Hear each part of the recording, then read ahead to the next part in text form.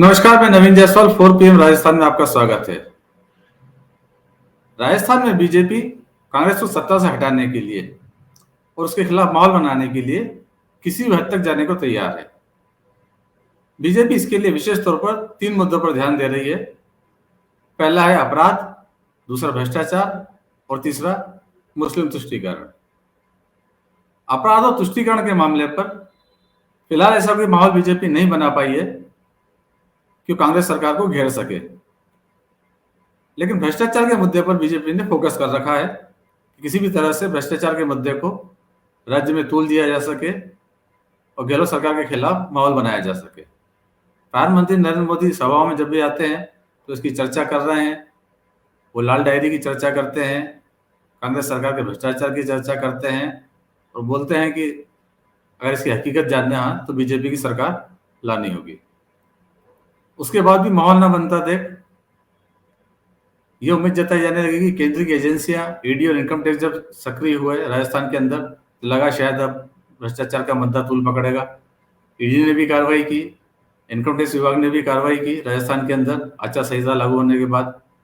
लेकिन उसके बावजूद अभी तक उन्हें कुछ ऐसा नहीं मिला है जिससे कांग्रेस को बैकफुट पे लाया जा सके, जिसको लेकर बीजेपी कांग्रेस पर चढ़ बैठे कि इस तरह से भ्रष्टाचार हो रहा है।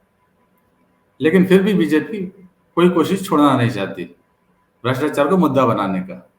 लेकिन हद तो तब हो गई जब बीजेपी के नेताओं को कूड़े के ढेर में भी भ्रष्टाचार नजर आने लगा। हम आपको एक वीडियो दिखा रहे हैं, जयपुर के शिक्षा संकुल के बाहर का ये वीडियो है। इस वीडियो में कचरे का एक ढेर है। कचरे के ढेर में बैंक की कुछ पर्चियां मिली जो नोटों की गड्डियों पर लगती है। ये पर्चियां किसकी है, कहां से आई है, किसने लगाई है, ये किसी को नहीं पता। लेकिन बीजेपी को उसके अंदर भ्रष्टाचार नजर आ गया, काला धन नजर आ गया और उसने हाथों हाथ कांग्रेस के नेता से इसको जोड़ भी दिया, कांग्रेस के मंत्री से जोड़ दिया। सामने जो आप घर देख रहे हैं वो घर है कांग्रेस के मंत्री जाहिदा का। बीजेपी को लगा कि इसे ही मुद्दा बनाया जा सकता है तो उन्होंने आनन फानन के अंदर ट्वीट करने शुरू कर दिए, सोशल मीडिया पे माहौल बनाया कि ये जो पर्चियां मिली है इसका संबंध जाहिदा से है। अब ये पर्चा कहाँ से आई है, किस तरह का भ्रष्टाचार है, इस बारे में पार्टी कोई बयान जारी नहीं कर रही है, मगर आरोप लगाने शुरू कर दिए कि जरूर इसका संबंध कांग्रेस के भ्रष्टाचार से है, नोटों का उनको प्रेम है इस मंत्री को और इसीलिए ये पर्चा उनके घर के बाहर मिली है। जब इस तरह की चर्चा शुरू हुई तो पुलिस भी पहुंची, उसने भी कुछ जांच की, पर्चा दिखी, मगर क्या हुआ इसके आगे का वो किसी को नहीं पता है। तो पहले बीजेपी ने इस कचरे के ढेर के साथ में ट्वीट किया और उसके बाद एक बयान भी जारी किया। क्या कहा बीजेपी की प्रवक्ता ने, आपको सुनाते हैं। जयपुर के शिक्षा संकुल के बाहर कचरे के ढेर में नोटों की गड्डियों के ऊपर बैंक की लगने वाली पर्चियां मिली हैं और कचरे के ढेर में सैकड़ों की संख्या में पर्चियां मिली हैं। इससे पता चलता है कि बड़ी संख्या में नोट कहीं से आए और उनकी पर्चियां फाड़कर वहां फेंकी गई। जहां पर पर्चियां फेंकी गई, जहां ढेर में उनकी पर्चियां मिली है, उससे 2 मकान छोड़कर राजस्थान की एक मंत्री का घर है और मंत्री वो है जिनको नोटों की मालाएं पहनने का बड़ा शौक है, जिनको नोटों से बड़ा प्रेम है। इसी से पता चलता है कि राजस्थान की सरकार ने राजस्थान में 5 साल में किस तरह की लूट मचाई है और किस तरह उसके मंत्री भ्रष्टाचार में डूबे हुए हैं। एक के बाद एक राजस्थान में भ्रष्टाचार की नई वानगी देखने को मिलती है। कभी लोकर सोना उगलते हैं, कभी लोकर नोट उगलते हैं, तो कभी कचरे के ढेर में पर्चियां मिलती हैं बैंक की। तो इसी से पता चलता है कि राजस्थान को लूटने का काम कांग्रेस पार्टी ने किस तरीके से किया है। तो फिलहाल इन कचरे की पर्चियों को देखने के लिए ईडी इनकम टैक्स विभाग की कोई टीम नहीं पहुंची है, जैसे कि एक और मामले में पहुंच गई थी। वो ध्यान होगा जब ईडी ने पहली बार कार्रवाई की थी पेपर लीक मामले के अंदर, भ्रष्टाचार के मामले के अंदर, और ताबड़तोड़ कार्रवाई की थी, थोड़ी देर बाद ही बीजेपी के नेता किरोड़ी लाल मीणा ने प्रेस कॉन्फ्रेंस करके आरोप लगाए थे कि कई मामलों के भ्रष्टाचार का पैसा एक प्राइवेट लॉकर के अंदर जमा है। प्रेस कॉन्फ्रेंस करने के बाद वो अपने साथ मीडिया को ले गए, उस लॉकर में ले गए थे और वहां लॉकर खुलवाने की उन्होंने मांग की थी। साथ में उन्होंने दावा किया था कि इन लॉकरों के अंदर 500 करोड़ से ज्यादा का काला धन जमा है।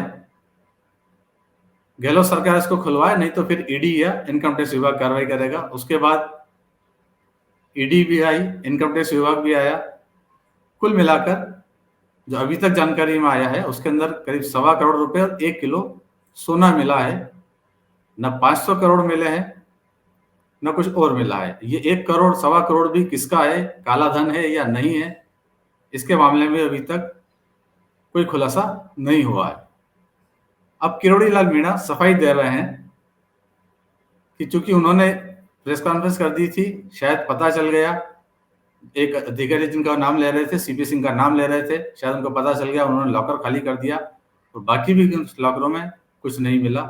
किरोड़ी लाल मीणा अब क्या सफाई दे रहे हैं इस मामले में, सुनते हैं। मैं मीडिया के साथ गणपति लॉकर्स में पहुंचा था, जहां पर 1100 लॉकर्स थे जो अवैध तरीके से स्थापित किए गए थे। डीओआईटी घोटाले के सरगना सीपी सिंह के लॉकरों में भारी सोना और भारी रकम की सूचना मेरे को मिली थी। अब आज वहां के लॉकर ढेर सारे करोड़ों का सोना उगल रहे हैं और करोड़ों की नकदी उगल रहे हैं। सीपी सिंह के जो 3 लॉकर थे वो खाली मिले। मेरे को विश्वस्त सूत्रों ने बताया है कि जब मैंने डीओआईटी के घोटालों को उजागर किया था, जिसमें सीपी सिंह का जिक्र किया था,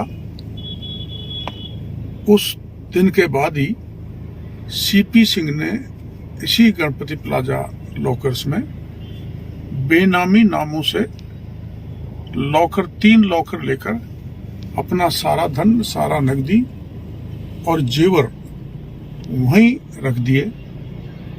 मैं सरकार से मांग करना चाहता हूं कि उन बेनामी लॉकर्स का पता करें, इसकी जांच गहराई से कराई जाए और जो डीओआईटी में 5000 करोड़ का घोटाला हुआ है।